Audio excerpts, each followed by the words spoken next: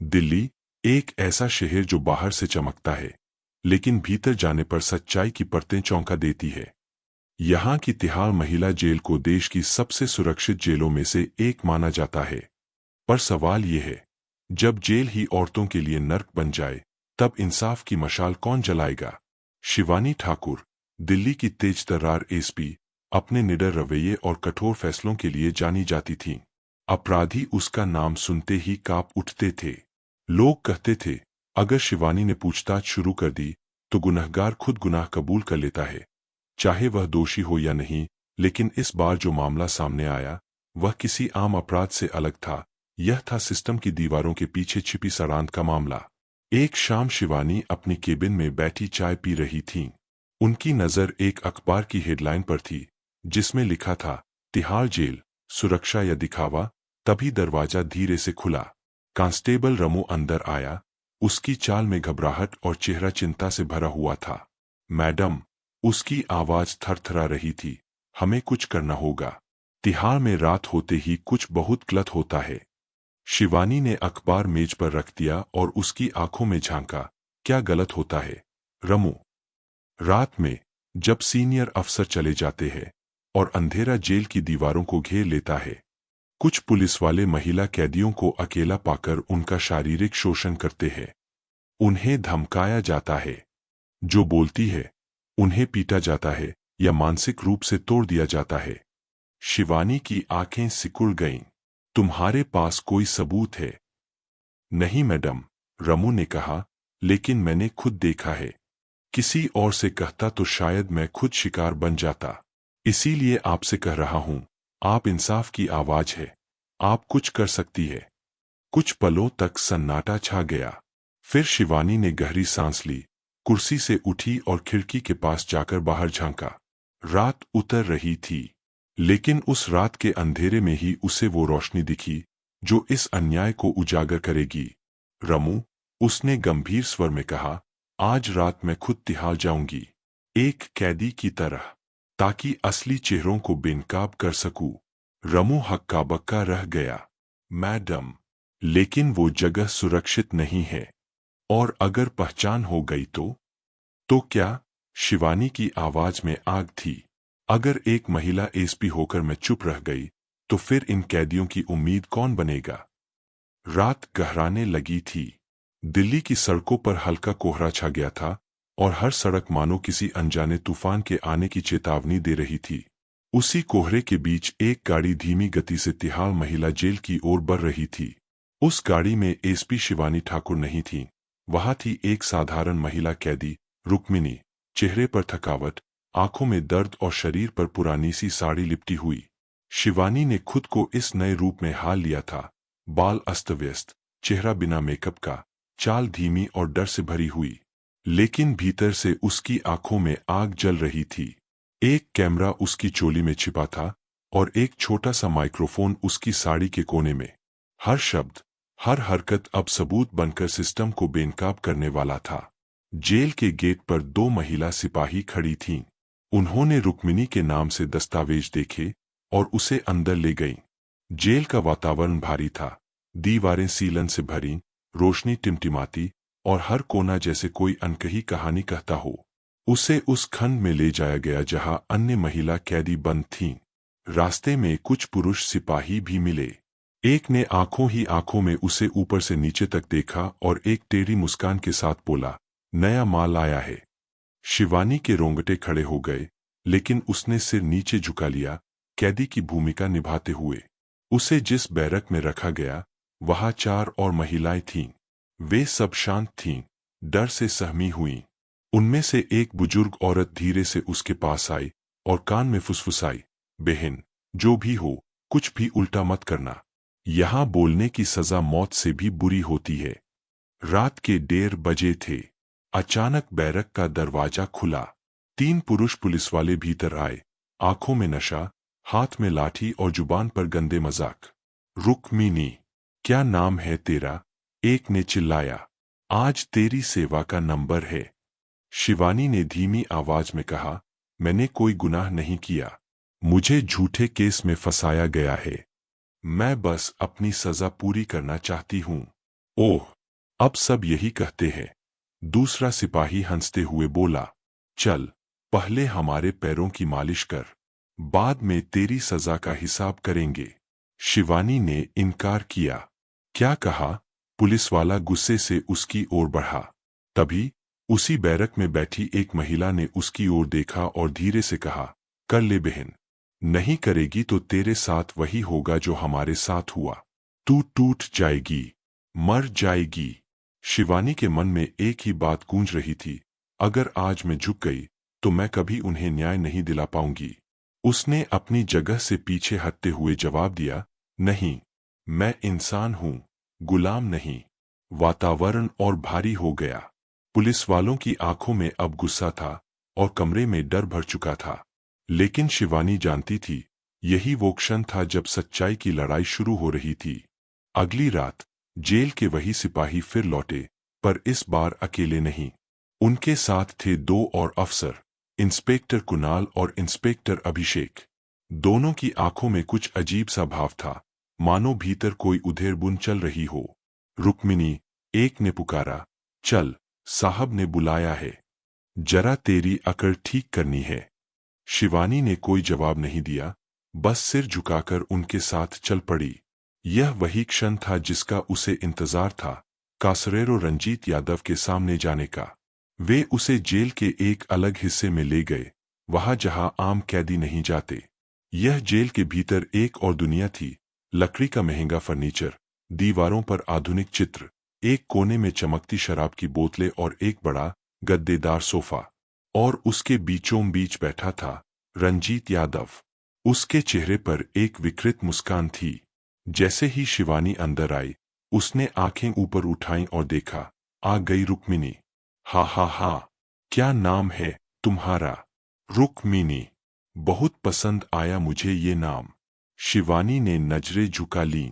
उसका शरीर कांप रहा था, लेकिन डर से नहीं, बल्कि भीतर के उबाल से।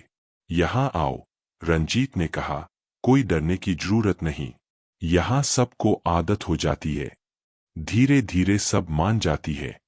वह उठकर उसके करीब आया और उसका शॉल पकड़ने की कोशिश की, लेकिन जैसे ही उसके हाथ आगे बढ़े, शिवानी एक कदम पीछे हट गई। मैं आपकी सेवा करने को तैयार हूं, बस ज्यादा मत कीजिए। उसकी आवाज कांप रही थी, एक कैदी के डर की तरह। लेकिन यही डर उसके मिशन का सबसे बड़ा हथियार था। कैमरा सब रिकॉर्ड कर रहा था।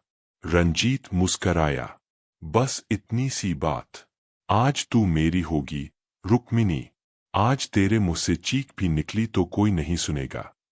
शिवानी की सांसें तेज हो गईं, लेकिन तभी उसने कहा, साहब, आज माफ कर दो, कल मैं खुद आ जाऊंगी, आज बस मत छुओ। उसने रंजीत की आंखों में कुछ ऐसा देखा जो शायद पहली बार हिचकिचा रहा था। रंजीत ने उसकी बात मानी और कहा, ठीक है, आज छोड़ता हूं, लेकिन कल तुझे खुद आना होगा, वरना तू जानती नहीं मैं क्या कर सकता हूं। शिवानी वहां से निकल आई, लेकिन भीतर ही भीतर उसकी धड़कनें शोर मचा रही थीं। उसी समय इंस्पेक्टर अभिषेक और कुणाल, जिनसे शिवानी ने पहले ही संपर्क बना लिया था, बाकी जेल में कैमरा और माइक्रोफोन लेकर घूम रहे थे, सबूत इकट्ठा कर रहे थे। उन्होंने देखा कि कैसे अन्य कैदियों को धमकाया जा रहा था, किस तरह महिलाओं से पैर दबवाए जा रहे थे, कैसे रात के अंधेरे में सिपाही अपने पाप छुपा रहे थे। रात लंबी थी, लेकिन अब सच्चाई की परतें खुलने लगी थीं। शिवानी जानती थी, यह सिर्फ शुरुआत थी।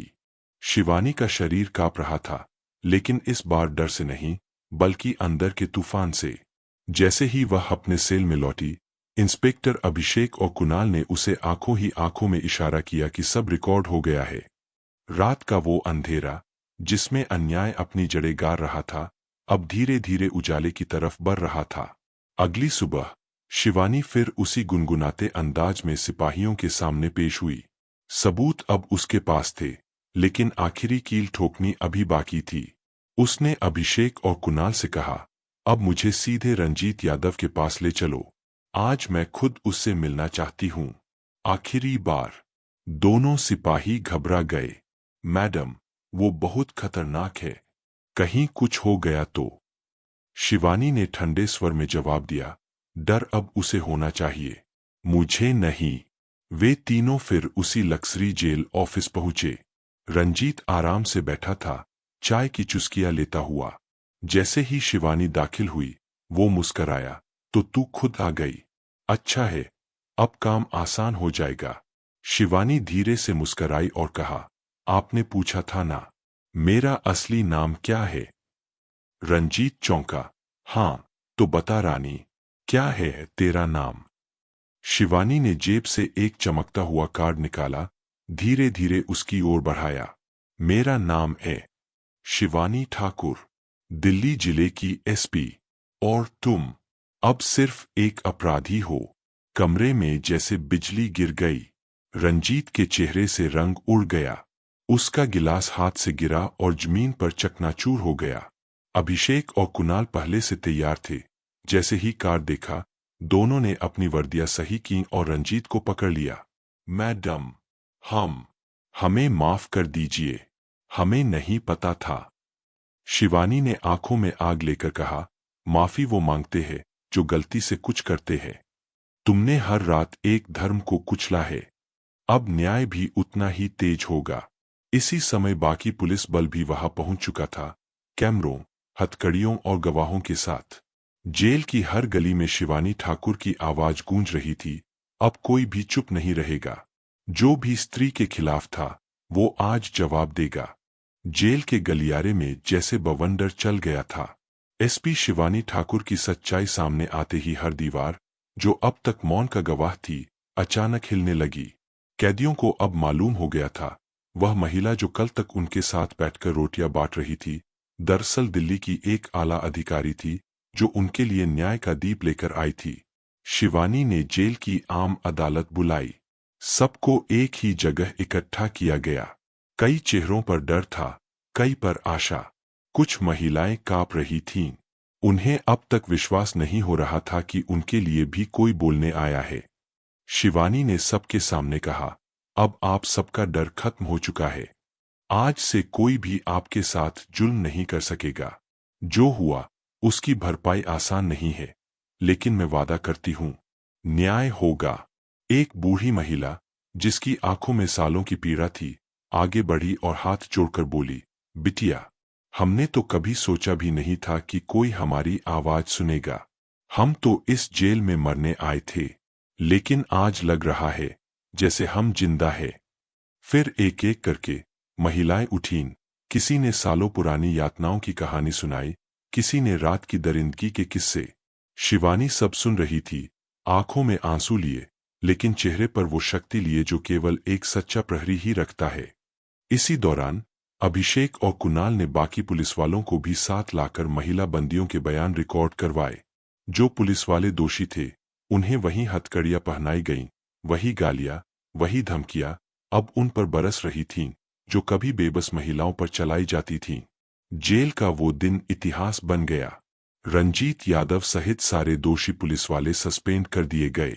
उनके खिलाफ केस दर्ज हुआ और सारी वीडियो फुटेज कोर्ट में पेश की गई। दिल्ली पुलिस की गरिमा फिर से स्थापित हुई, लेकिन अब थोड़ी ज्यादा मानवीयता के साथ। और शिवानी ठाकुर, वो केवल एक अफसर नहीं रही, वो अब एक प्रतीक बन चुकी थी। पीड़िताओं की उम्मीद, न्याय की मशाल और उस चुप्पी का उत्तर जो सदियों से गूंज रही थी। तिहाड़ की दीवारों के भीतर जो कुछ हुआ, वह जल्द ही बाहर की दुनिया में गूंजने लगा। अगले ही दिन एसपी शिवानी ठाकुर ने पूरी रिपोर्ट, सबूतों की फुटेज, कैदियों के बयान और दोषी पुलिस वालों के नाम लेकर पुलिस कमिश्नर के सामने पेशी दी। कमिश्नर की आंखें हैरानी से चौंधिया गईं। उन्हें यकीन नहीं हुआ कि ये सब कुछ एक अकेली महिला अधिकारी ने बिना किसी टीम या आदेश के किया था, और वो भी अपने जीवन को खतरे में डालकर। शिवानी ने अपने मिशन की शुरुआत से लेकर अंत तक सब कुछ विस्तार से बताया, लेकिन एक भी शब्द में घमंड नहीं था, सिर्फ सच्चाई, जिम्मेदारी और करुणा थी। उसी दिन शाम को एक प्रेस कॉन्फ्रेंस बुलाई गई। मीडिया, जो अक्सर केवल सनसनी की तलाश में रहती है, आज पूरी श्रद्धा से शिवानी ठाकुर का नाम ले रही थी। जेल की देवी, साहसी महिला अधिकारी, सिस्टम से टकराई अकेली शेरनी, ऐसे शीर्षक हर चैनल पर चमकने लगे। लेकिन असली परीक्षा अब शुरू हुई थी। शिवानी ने अनुरोध किया कि सभी दोषी अफसरों पर आपराधिक मुकदमा चलाया जाए, न कि केवल नौकरी से निलंबन हो। यह बात अधिकारियों को चुभी, विशेषकर उन वरिष्ठों को जो वर्षों से इन अनदेखी गुनाहों पर पर्दा डालते आए थे। कुछ ने कोशिश की कि मामला दबा दिया जाए। एक वरिष्ठ अधिकारी ने निजी तौर पर शिवानी से कहा, तुम एक औरत हो, इतना आगे बढ़ोगी तो अकेली रह जाओगी। लेकिन शिवानी का जवाब था, अगर सच्चाई के रास्ते पर चलना अकेलापन है तो मैं गर्व से अकेली चलूंगी। वह दिन था जब पूरी दिल्ली पुलिस को दो हिस्सों में बांट दिया गया, एक जो पुरानी व्यवस्था के समर्थन में था, दूसरा जो शिवानी की निडरता से प्रेरित होकर बदलाव की ओर खड़ा था। वहीं दूसरी ओर मीडिया शिवानी को एक नायिका की तरह देख रही थी। सोशल मीडिया पर महिलाएं अपने अनुभव साझा करने लगीं। कई पूर्व कैदियों ने शिवानी को पत्र लिखे, जिनमें लिखा था, मैडम, आपने हमें इंसान बना दिया। बदलाव अब सिर्फ जेल की चारदीवारी तक सीमित नहीं था। दिल्ली सरकार ने जांच आयोग बनाया।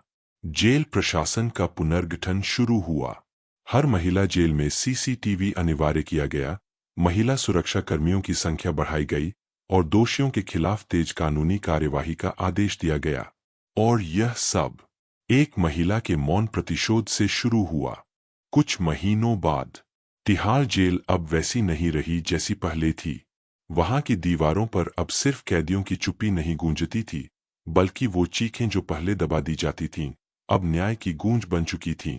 एसपी शिवानी ठाकुर अब एक प्रतीक बन चुकी थीं, सिर्फ एक अधिकारी नहीं, बल्कि उन लाखों औरतों की आवाज जिन्हें बरसों से चुप रहने की आदत डाल दी गई थी। उन्होंने न केवल सिस्टम की सड़ी हुई परतें हटाईं, बल्कि एक ऐसी विरासत छोड़ी जिसे आने वाली पीढ़ियां याद रखेंगी। उस दिन जेल में सभी महिला कैदियों ने मिलकर एक छोटी सी पूजा की। उन्होंने शिवानी के नाम का एक दिया जलाया और कहा, हमारी देवी जो अंधेरे में रोशनी बनकर आई।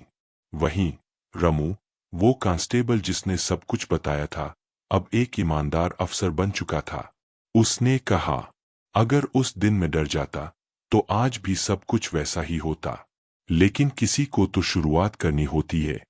और उस शुरुआत का नाम था शिवानी ठाकुर। बाहर दिल्ली की सड़कों पर पोस्टर लगे थे, जो ना डरी, जो ना झुकी, जिसने व्यवस्था को हिला दिया, सैल्यूट टू शिवानी ठाकुर।